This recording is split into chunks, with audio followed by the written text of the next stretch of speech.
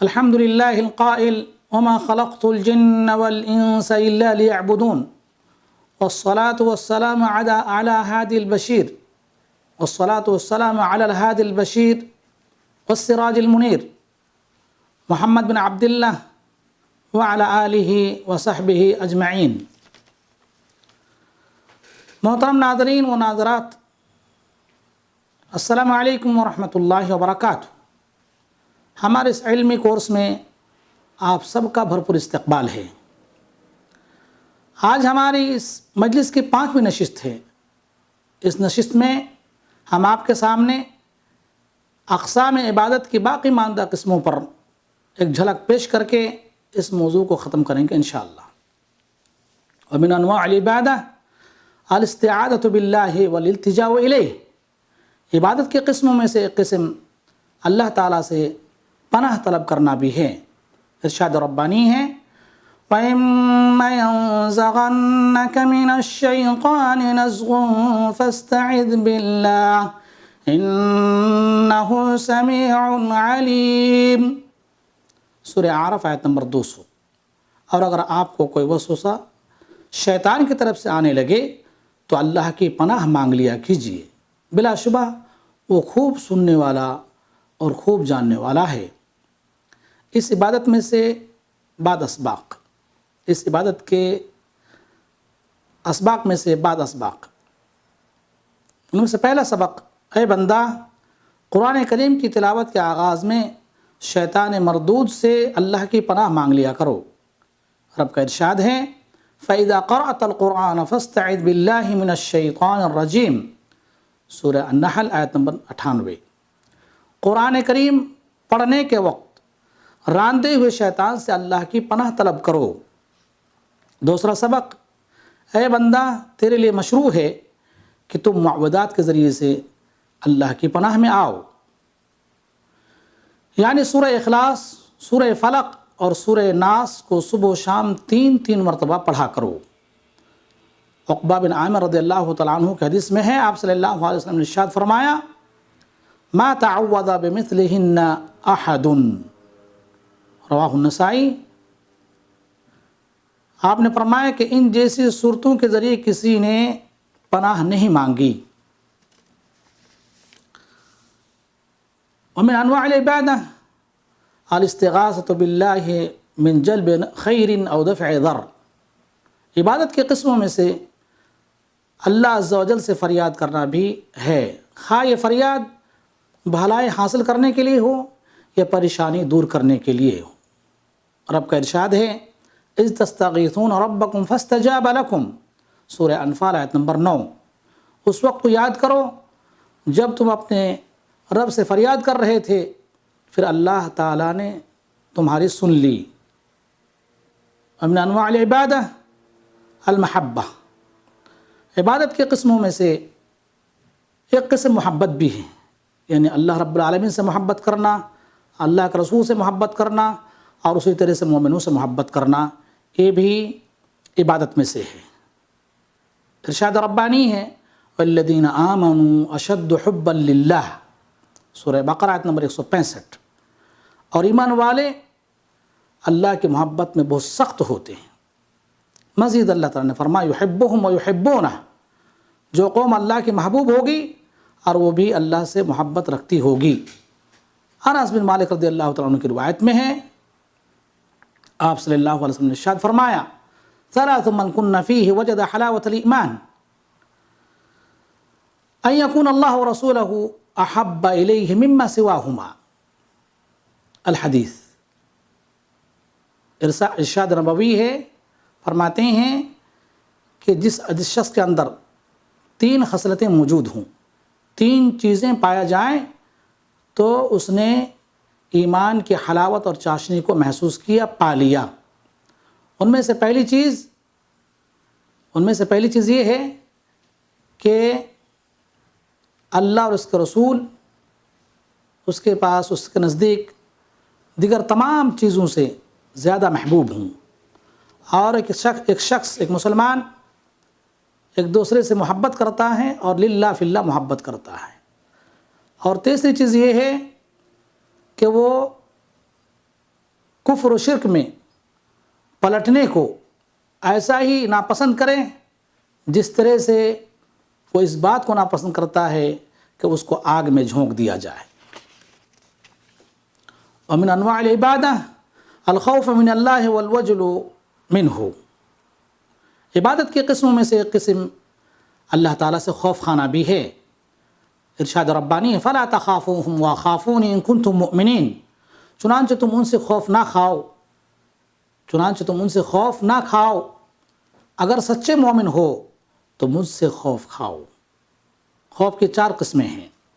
اللہ تعالیٰ سے خوف کھانا، اور یہ واجب عبادت میں سے ہے، کیونکہ اللہ تعالیٰ نے مومنوں کو اللہ کے سوا غیر سے خوف کھانے سے منع فرمایا ہے، جیسا کہ سابقہ آیت میں اللہ نے فرمایا فلا تخافوہم وخافون۔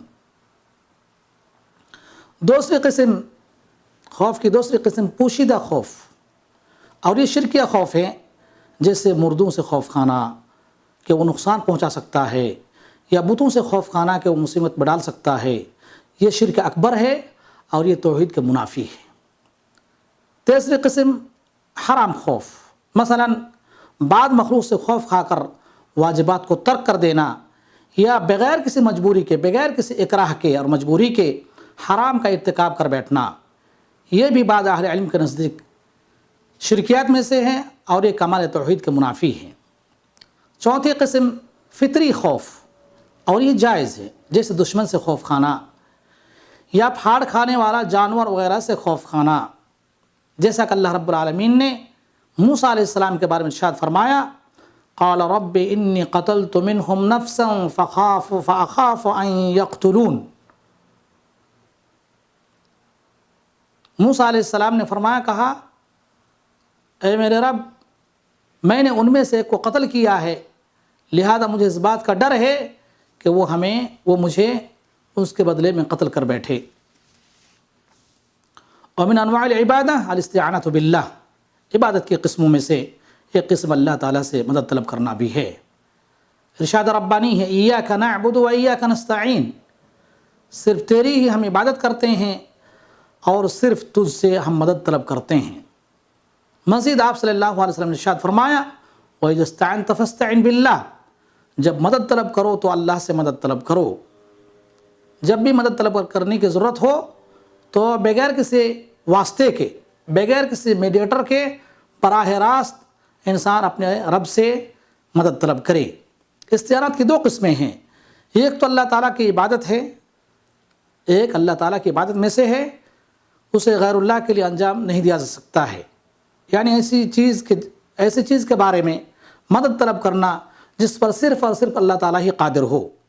دوسری قسم یہ ہے کہ انسان ان چیزوں میں کسی اور سے مدد طلب کر سکتا ہے جو انسان کے بس میں ہے۔ ومن انواع العبادہ الذبح، عبادت کی قسموں میں سے ایک قسم اللہ تعالیٰ کے نام پر ذبح کرنا بھی ہے۔ اس کی بھی چند قسمیں ہیں۔ پہلی قسم اللہ تعالیٰ کی قربت کے لیے ذبح کرنا، جیسے حج کے موقع پر ہدی کا جانور ذبح کرنا یا قربانی کرنا، اور بچی کی ولادت کے موقع پر عقیقہ کرنا وغیرہ۔ ارشاد ربانی ہے قل ان صلاتی ونسکی ومحیای ومماتی للہ رب العالمین، سورہ انعام آیت نمبر 162۔ رب تعالیٰ کا ارشاد ہے آپ کہہ دیجئے کہ یقیناً میری نماز اور میری قربانی اور میرا جینا اور میرا مرنا یہ سب کچھ اس اللہ رب العالمین کے لیے ہے جو ہم سب کا خالق اور مالک اور پالنہار ہے۔ مزید اللہ تعالیٰ نے فرمایا کہ فَصَلِّ لِرَبِّكَ وَانْحَرْ، آپ اپنے رب کے لیے نماز پڑھیں اور قربانی کریں۔ مزید آپ صلی اللہ علیہ وسلم کے بارے میں آتا ہے وَقَدْ أَهْدَى النَّبِي صلی اللہ علیہ وسلم 100 بدنہ، آپ صلی اللہ علیہ وسلم نے حج کے موقع پر 100 اونٹ ہدی کے طور پر ذبح کیے۔ دوسری قسم عادت کے طور پر ذبح کرنا، مثلا مہمان نوازی کے لیے یا خود کھانے کے لیے ذبح کرنا، لیکن اس کو بھی اللہ تعالیٰ کے نام پر ہی ذبح کرنا پڑے گا۔ اگر اس کو عمدن اللہ کے نام لیے بغیر ذبح کیا جائے تو اس کا کھانا حرام ہوگا، چونکہ اللہ تعالیٰ کا ارشاد ہے وَلَا تَأْكُلُوا مِمَّا لَمْ يُذْكَرِ اسْمُ اللَّهِ وَلَا تَأْكُلُوا مِمَّا لَمْ يُذْكَرِ اسْمُ اللَّهِ عَلَيْهِ، اس کو نہ کھاؤ جس پر اللہ تعالیٰ کا نام نہ لیا گیا ہو۔ تیسری قسم غیر اللہ کے لیے ذبح کرنا، اور یہ کھلا شرک ہے، بلکہ شرک اکبر ہے، جیسے جنوں کے لیے ذبح کرنا یا قبر والوں کے لیے ذبح کرنا۔ اسی طرح اگر کسی شخص کی تعظیم میں ذبح کیا جاتا ہے تب بھی یہ شرک ہوگا، جیسا کہ اللہ کا رسول نے ارشاد فرمایا لعن اللہ من ذبح لغیر اللہ، رواہ مسلم، اللہ تعالیٰ نے اس شخص پر لعنت کی ہے جس نے غیر اللہ کے لیے ذبح کیا۔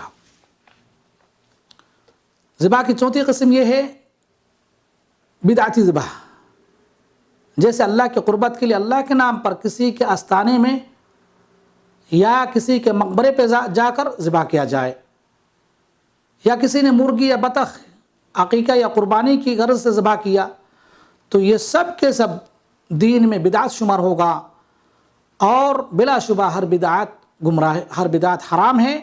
اللہ تعالی ہمیں بدعت و خرافات سے بچائے اور توحید پر استقامت عطا کرے۔ ومن انواع العبادہ النذر، عبادت کی قسموں میں سے ایک قسم نظر دینا بھی ہے۔ ارشاد باری تعالیٰ ہے یوفون بالنذر ویخافون یوما کان شرہ مستطیرا، جو نظر پوری کرتے ہیں اور اس دن سے ڈرتے ہیں جس کی برائی چاروں طرف پھیل جانے والی ہے۔ اللہ تعالیٰ نے نظر پوری کرنے والوں کی تعریف کی ہے۔ یہ اس بات کی دلیل ہے کہ نظر پوری کرنا اللہ تعالیٰ کو محبوب ہے اور یہ مشروع ہے، نیز عبادت بھی ہے۔ لہذا اگر کسی نے ایفائے نظر کو غیر اللہ کے لیے انجام دیا، اس نے اللہ تعالیٰ کے ساتھ شرک اکبر کا ارتکاب کیا، نعوذ باللہ من ذالک۔ نظر کی دو قسمیں ہیں۔ پہلی قسم مطلق طور پر نظر ماننا مکروہ ہے۔ اس کی صورت یہ ہے کہ بندہ اللہ تعالیٰ کی کسی عبادت کی نظر مانے اور اپنے آپ کو بغیر کسی مقابل کے اس عبادت کا مکلف بنائے، اس عبادت کا مکلف سمجھے۔ مثلا اس طرح کہے کہ میں نے اللہ کے لیے ایک روزہ رکھنے کی نظر مانی ہے، یا حج یا عمرہ کرنے یا اس مقدار میں صدقہ کرنے کی نظر مانی ہے۔ ایسی صورت میں اس شخص پر نظر پوری کرنا واجب اور ضروری ہے۔ آپ صلی اللہ علیہ وسلم نے عائشہ رضی اللہ تعالیٰ عنہا کی حدیث میں ارشاد فرمایا من نذر ان یطیع اللہ فلیطیعہ ومن نذر ان یعصیہ فلا یعصیہ، رواہ البخاری۔ جس نے اللہ تعالیٰ کی اطاعت کی نظر مانی اسے پوری کرنی چاہیے اور اللہ کی اطاعت کرنی چاہیے، اور جس نے اللہ کی نافرمانی کی نظر مانی اسے نافرمانی نہیں کرنی ہے، یعنی اس نظر کو پوری کرنی ہے جو اللہ کی اطاعت کے لیے مانی گئی ہو، اور اس کو پوری نہیں کرنی ہے جو رب کی نافرمانی کے لیے مانی گئی ہو۔ نظر کی دوسری قسم، نظر کی یہ قسم پہلی قسم کے مقابلے میں زیادہ سخت مکروہ ہے۔ اس کی صورت یہ ہے کہ بندہ کسی چیز کے حصول کے مقابلے میں نظر مانے۔ مثلا اس طرح کہے کہ اگر اللہ تعالیٰ نے مجھے بیماری سے شفا عطا کرے تو میں ایک روزہ رکھوں گا، یا اگر مجھے اس مقدار میں مال حاصل ہو جائے تو میں اتنا مال صدقہ کروں گا۔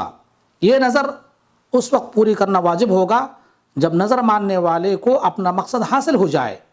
نظر کی یہ قسم سخت مکروہ ہے۔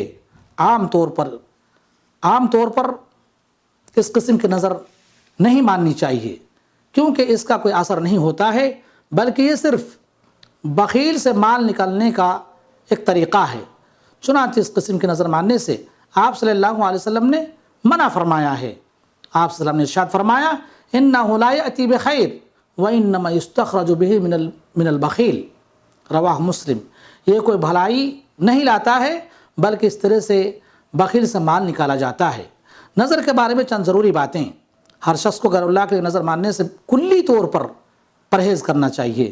جس نے غیر اللہ کے لیے نظر مانی اس نے شرک کیا اور شرک اکبر کا ارتکاب کیا، اور شرک اکبر توحید کی ضد اور منافی ہے، جیسے مردوں کے لیے نظر ماننا، بتوں کے لیے نظر ماننا وغیرہ۔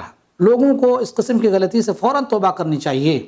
اگر کوئی شخص غیر اللہ کے لیے نظر مانے جیسے بدوی وغیرہ کے لیے، تو ایسی نظر منعقد نہیں ہوتی ہے اور اسے پوری کرنا بھی جائز نہیں ہے، اور اس پر کوئی کفارہ بھی نہیں ہے، بلکہ وہ صرف اللہ کے بارگاہ میں توبہ کر لے۔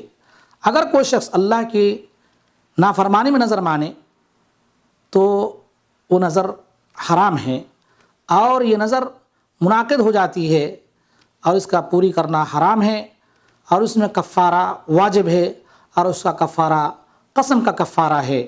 10 مسکین کو کھانا کھلانا، یا غلام آزاد کرنا، یا 3 روزہ رکھنا ہے۔ غیر اللہ کے لیے عبادت میں سے کسی عبادت انجام دینے کا حکم۔ غیر اللہ کے لیے کوئی بھی عبادت وہ کم ہو یا زیادہ، جیسے دعا کرنا، صلاۃ ادا کرنا، روزہ رکھنا، محبت رکھنا، امید رکھنا، نظر دینا وغیرہ میں سے کچھ بھی انجام دیا جائے تو وہ شرک اکبر ہوگا، اور شرک اکبر گناہوں میں سے سب سے بڑا گناہ ہے۔ جب عبداللہ بن مسعود رضی اللہ تعالی عنہ نے آپ صلی اللہ علیہ وسلم سے دریافت کیا کہ اللہ کے رسول کون سا گناہ بڑا ہے، ای الذنب اعظم عند اللہ، اللہ رب العالمین کے یہاں سب سے بڑا گناہ کیا ہے؟ قال ان تجعل للہ ندا وهو خلقک، آپ صلی اللہ علیہ وسلم نے جواب ارشاد فرمایا کہ تم اللہ تعالیٰ کے ساتھ کسی کو شریک ٹھہراؤ جبکہ اسی نے تم کو پیدا کیا ہے۔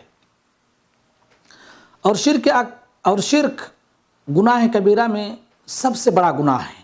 آپ صلی اللہ علیہ وسلم نے حدیث انس میں ارشاد فرمایا اکبر الکبائر الاشراک باللہ، سب سے کبیرہ میں سے سب سے بڑا گناہ اللہ تعالیٰ کے ساتھ شرک کرنا ہے۔ رواہ البخاری۔ اللہ تعالیٰ سے دعا ہے کہ اللہ رب العالمین ہمیں عبادت کے ان قسموں پر ٹھیک ٹھیک عمل کرنے کی توفیق عطا فرمائے، اور بدعت و خرافات اور شرکیات سے اللہ تعالیٰ ہم سب کو بچائے۔ انہی باتوں کے ساتھ آج کی مجلس ختم کرتا ہوں۔ وآخر دعوانا الحمدللہ رب العالمین۔